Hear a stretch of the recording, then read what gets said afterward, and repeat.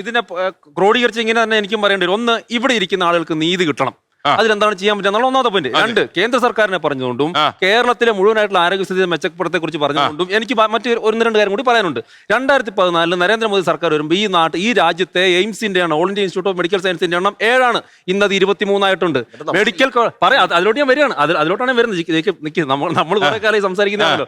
357 medical കോളേജിൽ നിന്നുള്ള ഇന്ന് 820 മെഡിക്കൽ കോളേജിലധികം ഉണ്ട്. ഒരു കാര്യം കൂടി പറഞ്ഞാൽ നിർത്തും. നോക്ക്, തന്നില്ലല്ലോ എന്ന് ജയിക്ക് പറഞ്ഞു. കൊടുത്തത് എന്താ ചെയ്തത്? ESIയുടെ മെഡിക്കൽ കോളേജ് കേരളത്തിന് അനുവദിച്ചു.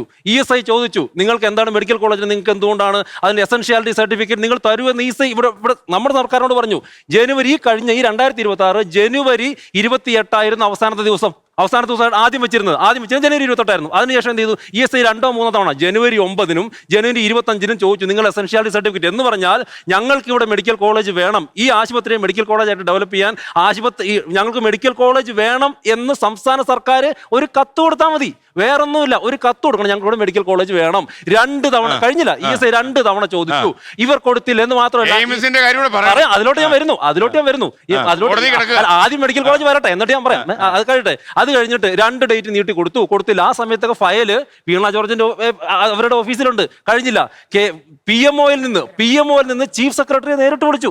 നിർമ്മല സീതാരാമൻ അവരവിടെ പോയിട്ട് മറ്റേ KV തോമസിനെ പണ്ട് ഇവര് മറ്റേ ഷട്ടിൽ മൊത്തം മഷി ഒഴിച്ച KV തോമസ് ഉണ്ടല്ലോ, 10-15 ലക്ഷം മാസം കൊടുത്തിട്ട് അവിടെ ജോലിക്ക് വെച്ചേക്കുന്നത്, അദ്ദേഹത്തിന് നിർമ്മല സീതാരാമൻ നേരിട്ട് വിളിച്ചു. ഈ ESI മെഡിക്കൽ കോളേജിന്റെ ഡേറ്റ് എക്സ്റ്റെൻഡ് ചെയ്തു ഫെബ്രുവരി 3 വരെ. എന്നിട്ടും കൊടുത്തില്ല. നഷ്ടപ്പെടുത്തിയോ?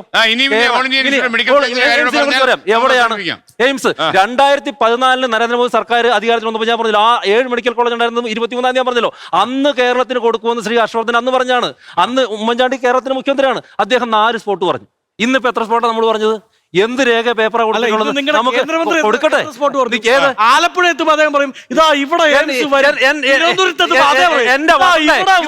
പേപ്പർ അങ്ങോട്ട് കംപ്ലീറ്റ് ഇത് വീട്ടിൽ നമ്മൾ വീട്ടിലിരുന്ന് മെഡിക്കൽ നോക്കുന്ന കാര്യമല്ല പറഞ്ഞു. എയിംസ് ആണ്. അതിന് പറയട്ടെ, അതിന് നിങ്ങളൊരു സ്ഥലം കൊടുക്കണം. കേന്ദ്ര സർക്കാരിന് കൈമാറണം. എവിടെ കൊടുത്തു? ഇതിവർ 4 സ്ഥലം കൊടുത്തു. ഇത് കേന്ദ്ര സർക്കാരിന് ഇത് കൈമാറണം. എവിടെയാ കൈമാറിയത്?